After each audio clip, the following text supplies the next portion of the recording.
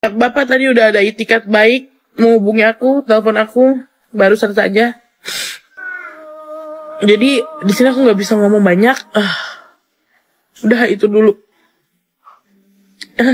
Tadi udah ditelepon. Untuk masalah kalian mau judge aku apapun itu terserah.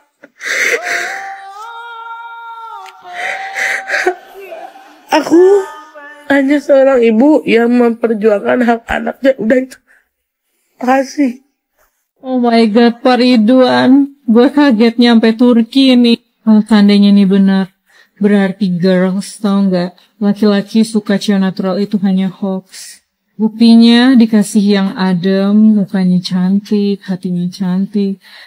Yang gue bingung kok mau gitu sama modelan gini. Tapi kita nggak bisa ngejudge karena itu namanya taste. Oh, ujung-ujungnya laki-laki yang kita lihat terlalu sempurna itu justru mencurigakan gitu. Mereka malah menyukai perempuan yang mencintai dirinya sendiri.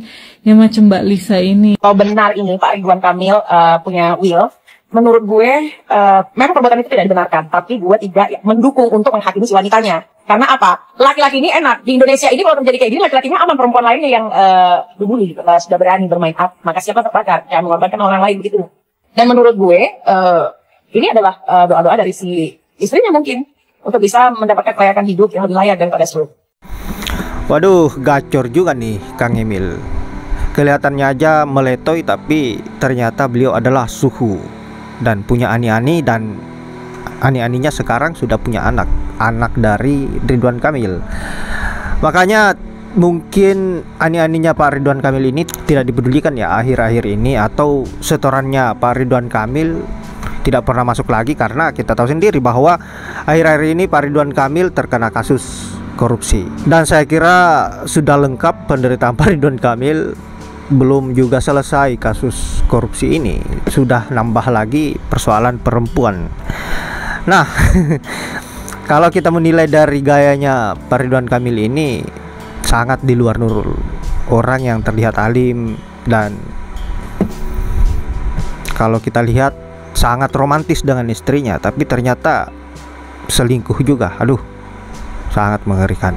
Apakah ini yang dimaksud oleh Pak Mulyono, bahwa dia mendukung Ridwan Kamil di Pilkada Jakarta karena rekam jejaknya?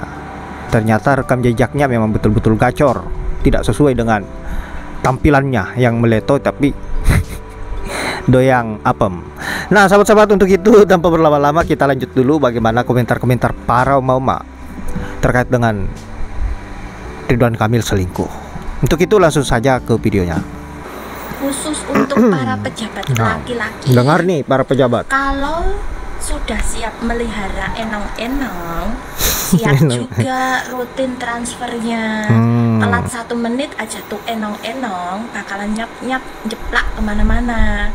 Yang kedua, untuk bapak-bapak para pejabat nih, kalau siap melihara enong-enong, siap wirang, baik itu wirang sama istri, wirang di sosial media, wirang sama teman-teman pejabat juga ya. Intinya gini Pak, parah sih bapak-bapak yang terhormat, para pejabat khususnya, ya muka mau ganteng, mau jelek, mau standar, mau itu pejabat eselon 1, 2, 3, 4, 5, 6, 7, 8, 9, 10, mau itu yang aktif ataupun pensiunan, intinya bapak-bapak para pejabat aja lah ya, yang masih punya power, masih punya istilahnya jabatan juga ya. Itu kalau pelihara enong-enong jangan sampai telat transfernya aja lah Pak ya. Nanti aib Anda bisa bahaya, bakalan diumbar kemana-mana. Bukan hanya para pejabat sih sebenarnya, mohon maaf nih sebelumnya ya, pedagang kerupuk yang langganan di rumah saya aja, di komplek tempat saya tinggal, itu sekelas pedagang kerupuk nih punya cem-ceman juga. Cem-cemannya kalau nggak dituruti, dia juga bakalan nyap-nyap sampai ngehebohin satu komplek. Bahaya tuh. Sampai ngehebohin itu apa, kampung dia juga gitu loh. Ya sama aja sebenarnya, nggak orang kecil, nggak orang gedean. Kalau punya cem-ceman dipelihara biar tuh mulut nggak nyap-nyap kemana-mana. Caranya apa? Dipenuhi duitnya, ya. Intinya semua yang terjadi tanpa sepengetahuan istri, kalau punya enong-enong dan punya cem-ceman, itu akan aman-aman saja. Mau berjalan bertahun-tahun, mau itu berjalan berbulan-bulan. Kalau transferan aman, kalian juga aman. Tapi kalau kalian telat bayar transfer, buat jajan dia, buat nge-mall dia, buat barang-barang branded dia, buat semuanya lah, buat healing-healing dia, ya bakalan kejadian seperti ini. Pengalihan isu juga bisa sih. Sumpah gue berbangun terus kaget banget ngelihat berita tentang Bapak Ridwan Kamil yang disepil oleh salah satu perempuan yang kelihatannya seksi banget ya, katanya selingkuhannya dia. Tapi gue rada-rada masih ragu sih, karena yang di-spill ini buktinya masih belum cukup kuat menurut gue ya. Tapi di sini gue nggak mau membela Bapak Ridwan Kamil sih, gue sih cuma mau pakai logika gue aja dari bukti-bukti yang dikeluarkan Mbak ini, yang mana menurut gue nggak cukup banget untuk meliding masyarakat untuk berpikir bahwa berita ini benar. Banyak juga yang bilang bahwa berita ini adalah pengalihan isu guys, atas isu-isu yang sedang beredar saat ini. Salah satunya adalah isu RUU TNI gitu ya kan. Jadi biar isunya ini hilang mungkin jadi ditimpal dulu sama isu baru gitu kata masyarakat. Cuman kan itu asumsi masyarakat. Balik lagi ke masalah Pak Ridwan Kamil. Jadi banyak banget yang sekarang yang melo-melo banget di sosial media jadi speechless dong, bilangnya sekelas Bapak Ridwan Kamil aja selingkuh ya kan. Ini belum tahu nih kebenarannya nih, karena gue juga melihat buktinya itu kayak gimana ya, kayak mengklarifikasi bukan tentang soal kehamidungan gitu ya kan, bukan tentang apa, tapi mengklarifikasi tentang status yang katanya dia mahasiswa. Nah kita juga nggak diperlihatkan secara utuh nih ininya, chat-chatnya perempuan itu. Dan aku juga scroll Instagram mbaknya itu kayaknya sih seksi banget ya, menggoda banget nih. Tapi kalau memang benar, aduh, Ridwan Kamil masa saudaranya kayak gitu sih.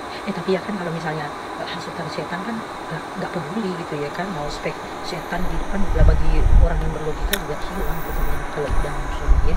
Tapi menurut logika berpikir gue ya, kalau misalnya nih berita ini benar, seharusnya ada chat-chat lain yang mengarah ke sana dulu nih, maupun itu dia chat dari dia sendiri, dari ini pengalihan isu. Pak, saya gini, saya hamidun Pak, saya gini. Harusnya ada yang mengarah ke situ, tapi yang chat yang diperlihatkan ini tidak ada sama sekali yang mengarah ke situ. Mungkin yang di post ini adalah masalah lainnya mungkin ya. Terus juga untuk bukti video call, nah itu sendiri dengan sekarang kan zaman AI nggak terlalu pintar pakai AI aja bisa create itu sebenarnya. Cuman kalau berita ini memang benar, saya mendukung mbaknya. Tapi pesan saya, Mbak, kamu harus berhati-hati karena yang kamu lakukan ini belum betul. Tapi kalau saya pakai logika berpikir saya belum bisa percaya sih sama keterangan mbak ini. 1% pun saya belum bisa percaya.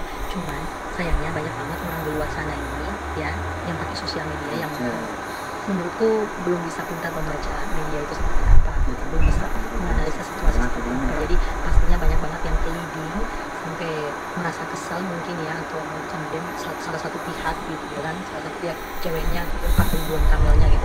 Menurut gue teman-teman, berita ini masih belum jelas apa-apanya. Jadi bisa aja asumsi masyarakat itu benar kalau berita ini adalah pengalihan isu, bisa aja juga ya kan.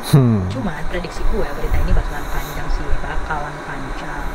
Kalau misalnya nanti juga berita ini bakalan panjang, bukan pengalihan isu, pasti akan diakhiri dengan tes DNA, pasti akan ada nanti drama tes DNA juga. Cuman kalau misalnya hal ini adalah setengah belakang untuk pengalihan isu, paling berhenti di tengah jalan nanti guys. Gimana menurut kamu? Bapak bertanya kepada saya. Ini nih.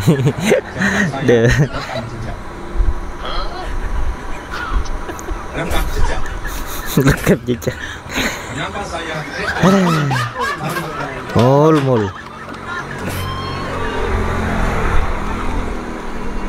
Saya ulang. Kenapa saya Ridwan Kamil? Karena Bapak Ridwan Kamil yang pertama paham dan paling mudah. Dalam hukum manajemen kecil